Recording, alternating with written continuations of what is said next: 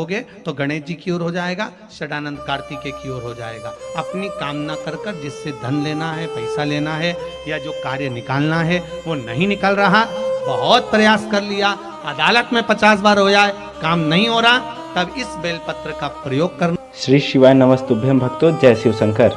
हम सभी चाहते हैं कि जो हमारी मनोकामना है वो पूरी हो जाए, जो हमारे कार्य हैं वो सारे कार्य सिद्ध हो जाएं। और उसी कार्य की सिद्धि के लिए, मनोकामना पूर्ति के लिए आज के इस वीडियो में पंडित प्रदीप जी मिश्रा स्वयं अपने मुख से इस उपाय को बता रहे हैं, जिसको आप करेंगे तो निश्चित ही आपकी मनोकामना पूरी होगी। जो लंबे अरसे से कोई रुका हुआ आपका ऐसा कार्य है, जो ऐसी कामना है जो पूरी नहीं हो रही है, तो इस वीडियो में जो उन्होंने उपाय बताया है, यदि उसको आप अच्छे से सुनकर करेंगे तो निश्चित ही आज के इस उपाय से आपकी मनोकामना पूरी हो जाएगी, आपके कार्य जो है सिद्ध हो जाएंगे। आज की इस वीडियो में पंडित प्रदीप जी मिश्रा ने बेलपत्र और घी से जुड़ा हुआ उपाय बताया है। उन्होंने बताया है कि घी लगा हुआ बेलपत्र किस दिन यदि हम भगवान भोलेनाथ के शिवलिंग पर चढ़ा देंगे तो उससे हमारी मनोकामना पूरी हो जाएगी। इस उपाय को उन्होंने इस वीडियो के बीच में बताया, इसीलिए मैं आपसे अनुरोध करता हूँ कि आप आज के इस वीडियो को पूरा देखें, तभी आप इस उपाय को अच्छे से समझ पाएंगे। तो चलिए बिना देरी किए हुए हम आज की इस पावन कथा को शुरू करते हैं और इस उपाय को सुनते हैं परम पूज्य गुरुदेव पंडित प्रदीप जी मिश्रा के मुख से ही, और आज की इस कथा का आनंद लेते हैं और अपने मनोकामना पूर्ति के उपाय को भी जानते हैं। गया सत्संग में बैठ गया, शिव महापुराण में बैठ गया, मंदिर में जाकर बैठ गया, उसकी कीमत बढ़ गई। ये भगवान की अविरल भक्ति में डूबने के कारण उसकी कीमत बढ़ रही।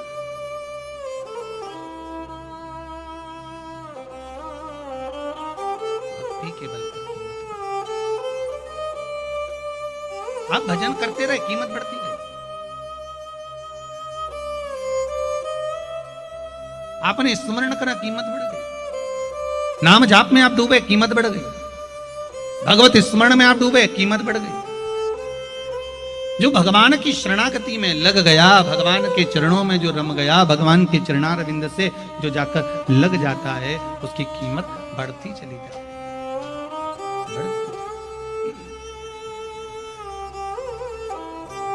महाराज,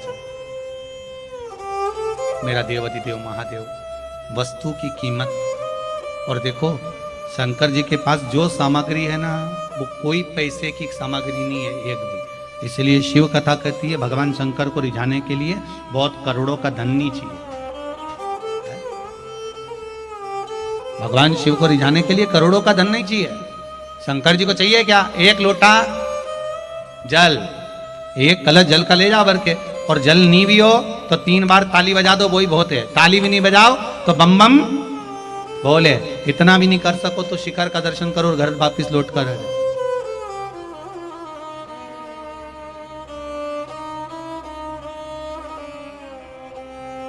उनको चाहिए क्या?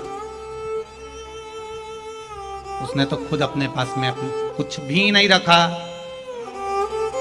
जैसे ही सृष्टि का खंड प्रारंभ हुआ, सृष्टि का प्रकरण प्रारंभ हुआ, सृष्टि को बढ़ाते हुए सबसे पहले भगवान शंकर ने ब्रह्मा जी को सबसे पहले दिए तो वेद और पुराण दे दिए। ले उठाओ ये वेद, ये तुम्हारे। वेदों का अधिकार किसको दे दिया? ब्रह्मदेव का। ये ब्रह्मदेव, तुम्हें वेदों का अधिकार है, ले ये वेद तुम्हारे पास में रखो। ब्रह्मा जी वेद अपने पास में रखे। शंकर जी के पास कोई वेद और पुराण नहीं है उनके पास में, उन्होंने तो दे दिए, ये तुम्हारे पास में रखिए। महाराज, भगवान विष्णु को सुदर्शन चक्र दे दिया, और बचा कुचा था। ख्याति देवी कह रही है लक्ष्मी जी की मां, मैं अपनी बेटी लक्ष्मी का विवाह शंकर जी के साथ करना चाहती हूं। और शंकर भगवान कह रहे हैं मैं आपकी बेटी से विवाह नहीं कर सकता, लक्ष्मी से। लक्ष्मी को नारायण को दे दो, लक्ष्मी को नारायण को दो, मैं इसे विवाह नहीं कर सकता, आप इनको नारायण को दे दीजिए। देखिए, ब्रह्मा जी को वेद दे दिए, वेद के अधिकारी बना दिए। भगवान विष्णु को सुदर्शन चक्र दे दिया, सुदर्शन चक्रधारी बना दिया। भगवान विष्णु को लक्ष्मी दे दी, लक्ष्मी नारायण बना दिया। इंद्र आए, इंद्र ने कहा भोलेनाथ हमको, भगवान ने कहा क्या चाहते हो? कहा महाराज जी आपकी कृपा हो जाए। दे दी उन्होंने, ले जाओ। मान लो तुम किसी कार्य के लिए जा रहे हो, 5 बार 6 बार तुम उस कार्य के लिए होकर आ गए, या किसी से अपना पैसा लेना है और तुम उसको पास 50 बार होकर आ गए हो, भैया पैसे कब देगा? या किसी कार्य के लिए जा रहे हो, वो कार्य नहीं हो रहा, 50 बार होकर आ गए, वो काम नहीं हो रहा। शिव महापुराण कहती है लाल चंदन, कौन सा चंदन? लाल चंदन को अच्छा घिसो और घिसकर तैयार कर कर बेलपत्री के ये जो दोनों भाग हैं, दर्शन हो रहे हैं आप लोगों को? लाल चंदन घिसो और घिसकर बेलपत्री के ये दोनों भाग हैं, दोनों पत्तियां जो नीचे की हैं, इसमें उस चंदन को लगा लीजिए। अगर किसी से आपको पैसा लेना है, वो नहीं दे रहा, या कोई काम है या जॉब है या नौकरी है या उसके लिए, या कोई विद्याध्ययन का कोई कार्य है, कोई स्कूल में पढ़ाई कर रहे हो और वो कार्य नहीं हो रहा, 5 बार 6 बार करके देख लिया, नहीं हो रहा, तो ये दोनों पत्तियों पर लाल चंदन लगाओ। लाल चंदन लगाने का मतलब ये नहीं कि जरा सी तुम बिंदी लगा दो। लाल चंदन जो घिसा है उसको पूरी पत्तियों पर अच्छे से फेरना है। उस लाल चंदन को लगा दीजिए। और महाराज, बीच की पत्ती में थोड़ा सा घृत, घृत मतलब गाय का घी, गौ माता के दूध से, माखन से निर्मित उस घी को बीच की पत्ती में थोड़ा सा लगा लीजिए। और जो अशोक सुंदरी वाली जगह है, जानते हो ना आप लोग अशोक सुंदरी की जगह, आपको पहले भी कथा में कहा, समझ लीजिए। ये शिवलिंग है, ये जलाधारी पर रखा हुआ, ये गोल जलाधारी है, यहां से पानी नीचे गिरता है, ठीक है, ऐसे होता ना शिवलिंग। तो शंकर भगवान का पूरा परिवार शिवलिंग के आसपास में होता है। शंकर भगवान के 13 बच्चे हैं। कितने बच्चे हैं शिव जी के? 13 बच्चे, पूरे 13 की 13 बच्चे और धर्म पत्नी शिव जी की शिवलिंग के आसपास में है। जैसे ये जो गोल जलाधारी है, ये माता पार्वती जी का हस्त कमल है। शिवलिंग रखा है, ये शंकर जी का स्वरूप है। जहां से पानी नीचे गिरता है, राइट भाग गणेश जी का स्थान, लेफ्ट भाग 6 कार्तिकेय, षडानंद कार्तिकेय का स्थान। जहां शिवलिंग का जहां पानी जाता है, उसके बीच में एक मोटी सी लाइन होती है, वो शंकर भगवान की सबसे छोटी लड़की, जिसका नाम अशोक सुंदरी है, उसका स्थान। ऊपर से बूंद बूंद पानी जो शिवलिंग पर गिर रहा है, ये शंकर भगवान की 5 लड़कियों का स्थान है, जया, विषहरा, शामली बारी, दौतली और देव। ये शंकर जी की 5 बेटियां हैं जो भगवान शंकर के ऊपर पानी की एक एक बूंद गिराती हैं। तो शिव जी की जो सबसे छोटी लड़की है अशोक सुंदरी, उस अशोक सुंदरी वाली जगह पर इस बेलपत्र को प्रदोष के दिन या सोमवार के दिन आप घी वाली बेलपत्र को अशोक सुंदरी वाली जगह पर रखकर, ये जो चंदन लगी हुई बेलपत्र है, इसका मुख ऐसा सीधा की सीधा रखोगे तो गणेश जी की ओर हो जाएगा, षडानंद कार्तिकेय की ओर हो जाएगा। अपनी कामना कर कर, जिससे धन लेना है, पैसा लेना है, या जो कार्य निकालना है वो नहीं निकल रहा, बहुत प्रयास कर लिया, अदालत में 50 बार हो जाए, काम नहीं हो रहा, तब इस बेलपत्र का प्रयोग करना, बाबा से विनती करना और विनती कर कर वापिस सजाना। केवल 2 प्रदोष या 2 सोमवार कर लीजिए, बाबा आपकी मनोकामना पूर्ण कर देगा। उस बेलपत्र का सुख प्राप्त होगा। बेलपत्र पर इतना याद रखना, जो चंदन लगा हुआ भाग है वो नीचे होना चाहिए, अशोक सुंदरी की ओर। घृत का भाग अशोक सुंदरी की ओर होना चाहिए, नीचे की ओर, नहीं तो मालूम पड़े तुम ऊपर उल्टा रख दो।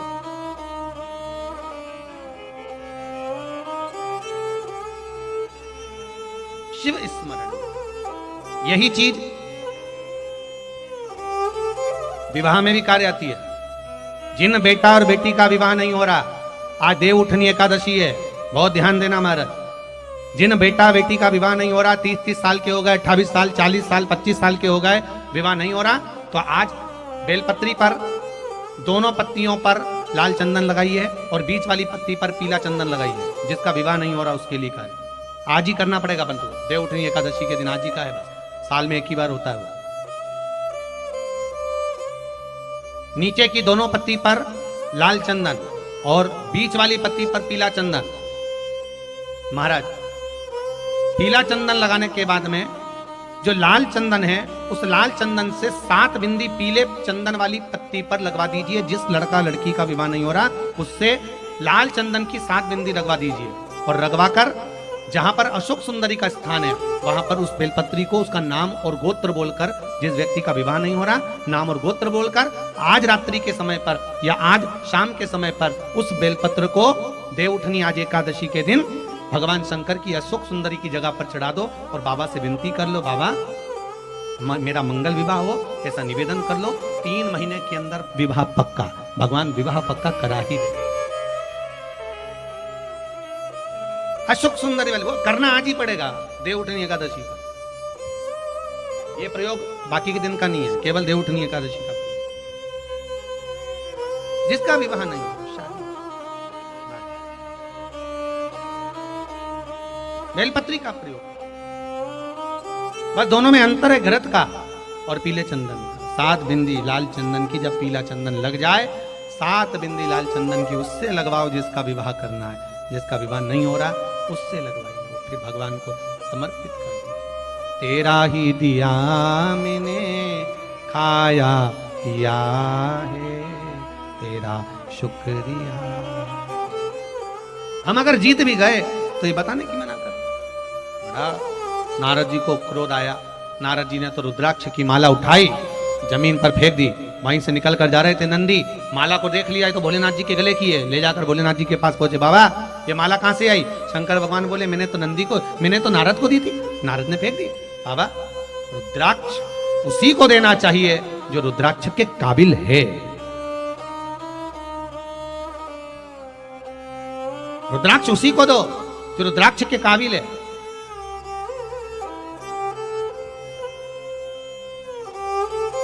और जो रुद्राक्ष के काबिल ही नहीं है तो उसको रुद्राक्ष देने से मतलब।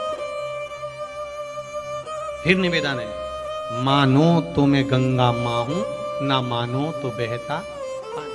आप मानोगे तो गंगा जल है, नहीं मानो तो ये बहता हुआ पानी है, तो जा रहा है बहता हुआ चले जा रहा है। आप मानोगे तो निरंतरता प्राप्त करोगे, मानो तो मैं हूं, ना मानो तो बहता पानी।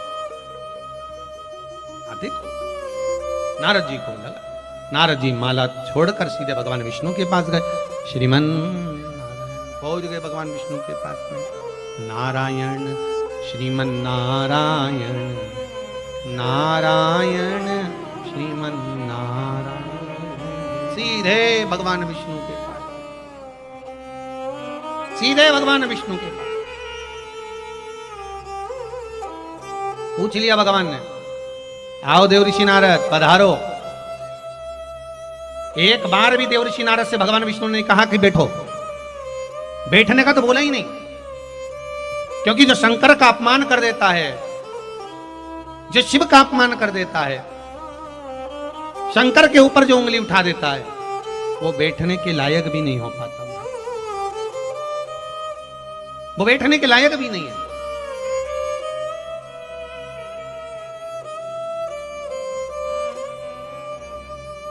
मेरा निवेदन है, जितने लोग फेसबुक यूट्यूब पर कथा श्रवण कर रहे हैं,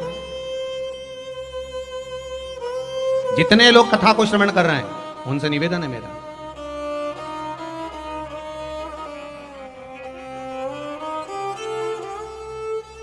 और जितने यहां पंडाल में बैठकर शेरघाटी के इस पावन प्रांगण में बैठकर कथा सुन रहे हैं, उनसे निवेदन रहेगा, आप शंकर की कथा सुन रहे हैं, अच्छी लगे अपने जीवन में उतारना, अच्छी ना लगे उसको छोड़ देना, पर शंकर पर उंगली मत उठाना। आपका मन करे तो शिव का स्मरण करिए, आपका मन करे राम का स्मरण करिए, आपका मन करे कृष्ण का स्मरण करिए। आपकी चित्तवृत्ति जहां लगे भगवान में उसको लगा लीजिए, पर बाबा पर उंगली। भगवान विष्णु देवऋषि नारद से नहीं बोले कि तुम बैठो, बोले ही नहीं कि बैठना, तुमको बैठने का तो बोले ही, तो क्या को बोले बैठने। देवऋषि नारद ने कहा, प्रभु आपको मालूम है, जिसको कामदेव शंकर भगवान नहीं जीत पाए उसको मैंने जीता है। भगवान विष्णु की आंख में से जल बह गया। नारद तूने गजब कर दिया, भगवान शंकर की निंदा कर दी। शिव महापुराण की कथा कहती है, निंदा करने वाला और निंदा सुनने वाला दोनों में महापापी कौन है? जम के बोलो जरा। सुनने वाला, करने वाला तो पापी है, उसे तो 25% पाप लगेगा, पर 100% पाप किसको लगेगा? जो सुन रहा, और वो भी शिव की निंदा। मैं कैसे सुन सकता हूं? भगवान विष्णु को लग गया, नारद शिव महापुराण की कथा कहती है, निंदा करने वाले को भी जानवर का, पशु का जन्म लेना पड़ता है, और सुनने वाले को भी पशुता का जन्म लेना पड़ता है। पर थोड़े से पुण्य हमारे थे तो बच गए। देवऋषि नारद को बंदर का मुंह लगा था, रामचरितमानस में लिखा है। क्यों? क्योंकि ने शंकर की निंदा करी थी और भगवान विष्णु ने सुनी थी, इसलिए उनको घोड़े का मुंह लगा, उनका हेगदीव अवतार हुआ। उत्तर केवल इतना है कि एक को बंदर का मुंह लग रहा है और एक को घोड़े का मुंह लग रहा है, क्योंकि उन्होंने निंदा सुनी है, उन्होंने निंदा करी है।